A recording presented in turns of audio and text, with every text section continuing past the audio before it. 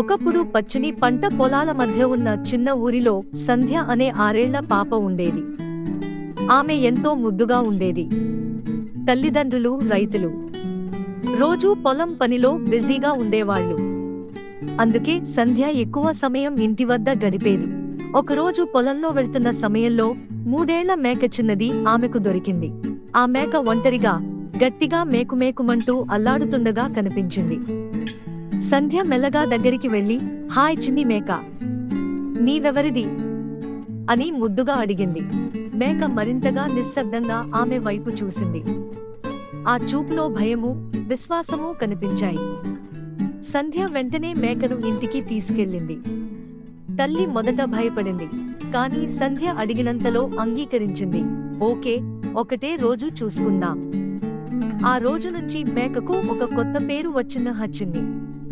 చిన్ని, సంధ్య ఇన్సెపరబుల్ అయిపోయారు. కలిసి ఆడుకోవడం, తిండి తినడం, మామిడి చెట్టు కింద విశ్రాంతి తీసుకోవడం, ఇవన్నీ రోజువారీ కార్యక్రమాలైపోయాయి. ఒకరోజు ఊరిలో పెద్ద పెద్ద వర్షాలు వచ్చాయి. ఊరి వీధులు మట్టిగా మారిపోయాయి. చిన్ని తడిగా పొలంలో నిలిచిపోయింది. సంధ్య తల్లికి చెప్పకుండా ఆమె వెతకడానికి బయలుదేరింది. మట్టిలో కాలు చిక్కుకుంది, కాని పాప ఆగలేదు. చివరకు పొలంలో ఓ మూల చిన్ని మేక తడిగా కుదురుగా నిలబడి ఉన్నది కనబడింది. చిన్ని అంటూ సంధ్య ఆనందంతో పరిగెత్తింది. మేక కూడా మేకుమేకుమంటూ ఆమెను చూసి గంతులేసింది. తడిచిన గడ్డిపూలను తీసి చిన్ని తినిపించింది.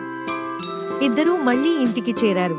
ఆ సంఘటన తర్వాత ఊరిలోని పెద్దవాళ్లు కూడా సంధ్య ధైర్యాన్ని, స్నేహం అంటే ఇదే అన్నాడు గ్రామ పెద్ద.